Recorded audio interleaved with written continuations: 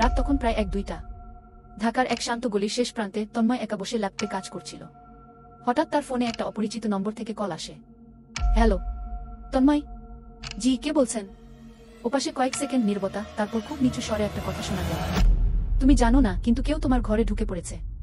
তন্ময় হেসে বলে, দেখুন, মাঝরাতে মজা করবেন না। কল কেটে দেয়। কিন্তু পরের মুহূর্তেই রান্নাঘর থেকে টক টক টক আওয়াজ আসে। তন্ময় ভাবে হয়তো বিড়াল ঢুকেছে, কিন্তু দরজায় গিয়ে দেখে দরজা খোলা। অথচ সে তো নিজে বন্ধ করেছিল। সে সাহস করে ফোনটা হাতে নেয়, আবার সেই নম্বরে কল করে। এইবার ওপাশে শুধু শ্বাসের শব্দ। তারপর ফিসফিস করে বলে, আমি তোমার পেছনে। তন্ময় ঘুরে তাকায়। কেউ নেই, কিন্তু ল্যাপটপের স্ক্রিনে দেখা যাচ্ছে তার ঘরের সিসিটিভি ফুটেজ। এবং ক্যামেরায় দেখা যাচ্ছে ঠিক তার পেছনে এক ছায়ামূর্তি দাঁড়িয়ে আছে, মুখটা সম্পূর্ণ কালো আর হাতে একটা ঝুল। স্ক্রিনটা হঠাৎ বন্ধ হয়ে যায়। এরপর থেকে তন্ময়কে আর কেউ কোনোদিন দেখেনি। শুধু তার ফোনটা একবার করে মাঝরাতে বাজে আর ডিসপ্লেতে লেখা আসে, আননোন কলারকে। তন্ময়ের নিখোঁজ হওয়ার 3 দিন পর তার বন্ধুরা থানায় রিপোর্ট করে। পুলিশ ঘরে ঢুকে দেখে সবকিছু ঠিকঠাক, শুধু ল্যাপটপের স্ক্রিনে এখনো একটাই ফাইল খোলা। ইন্সপেক্টর রাজীব ফাইলটা চালায়। ভিডিওতে দেখা যায় তন্ময় ফোন ধরছে, কারো সঙ্গে কথা বলছে। তারপর হঠাৎ পেছনে তাকায় আর ঠিক সেই মুহূর্তে ভিডিও বন্ধ হয়ে যায়। তারপর শুধু একটা অডিও চলে আসে, যেখানে একটা গলা বলে, এবার তোমার পালা রাজীব। ইন্সপেক্টর থমকে যায়। ওই ভয়েসটা তার নিজের ঘরের ল্যান্ডফোনে শোনা যায় রাত 1টার সময়। অচেনা গলা বলে, তুমি সেই ভিডিও চালালে, তাই এখন তুমিও রেকর্ড হচ্ছ। রাজীব তড়িঘড়ি করে চারপাশ দেখে, ঘরে কেউ নেই, কিন্তু ল্যাপটপে ওয়েবক্যামের লাল আলো জ্বলছে। সে প্লাগ খুলে ফেলে দেয়, কিন্তু আলো নিভে না।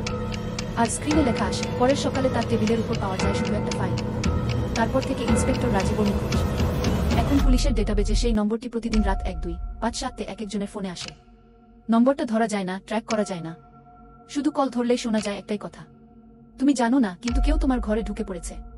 পুলিশ এখনো রাজীবের কেসে কোনো প্রমাণ পায়নি, কিন্তু সাইবার ক্রাইম ইউনিটের এক তরুণ হ্যাকার হৃদয় সেই রহস্যময় ভিডিও ফাইলটার কপি সংগ্রহ করতে পারে। হৃদয় ফাইলটা খুলে কোডের ভেতর লুকানো কিছু অদ্ভুত লাইন দেখতে পায়, একটা এনক্রিপ্টেড মেসেজ। সে ভাবে এটা হয়তো কোনো গেমের ট্রিক। কিন্তু ঠিক তখনই ঘরের ঘড়িতে সময় বাজে 1:03 AM, আর তার ফোনে বাজে সেই একই রিংটোন।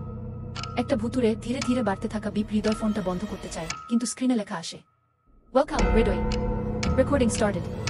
সে ভয়ে দেয়াল থেকে ওয়াইফাই রাউটার খুলে ফেলে, তবুও কম্পিউটার স্ক্রিনে তার মুখ ভেসে ওঠে, যেন কেউ অন্য প্রান্ত থেকে তাকে দেখছে। তারপর ভিডিও ফাইলে নিজের মুখ দেখতে পায়, কিন্তু চোখগুলো একেবারে কালো হয়ে গেছে। স্ক্রিনে একটি অদ্ভুত কোড ঝলসে ওঠে, যার মানে বাইনারিতে এন। তারপর লাইট নিভে যায়। হৃদয়ের শেষ চিৎকার রেকর্ড হয় এবং শহরের সার্ভারগুলোর মধ্যে ছড়িয়ে পড়ে এক নতুন ফাইল, যেটা প্রতি রাতে নতুন নতুন মানুষের ফোনে পৌঁছে যাচ্ছে। শহরের সাইবার ইউনিট সব চেষ্টা করেও ওই নম্বর ট্র্যাক করতে পারে না। প্রত্যেক রাতে যারা ফোন ধরেছে তাদের ভিডিও অদৃশ্যভাবে সার্ভারে আপলোড হয়। কেউ দেখেছে না, কেউ বোঝে না। হৃদয় একমাত্র বেঁচে থাকা হ্যাকার, আবার সেই ভিডিও ফাইলের ব্যাকআপ খুঁজে ফেলে। ভিডিওতে দেখা যায় তন্ময় ও রাজীবের মতো মানুষরা কেবল প্রথম লেয়ার। ফাইলের ভেতরে লুকানো একটা গভীর কোড আছে, যা স্ক্যান করলে দেখা যায় একটি ছায়ামূর্তি, মাথা ধরা, মুখ অন্ধকার, কিন্তু চোখগুলো জ্বলছে। হৃদয় হঠাৎ লক্ষ্য করে এই ছায়ামূর্তি এক অতিপ্রাকৃত এর প্রোগ্রামিং অনুযায়ী এটি রাত 1-2-5-7-এ নতুন কোনো ব্যবহারকারীর ফোনে প্রবেশ করে, তাদের রিয়েল টাইম রেকর্ড করে এবং সেই ডেটা সার্ভারে আপলোড করে।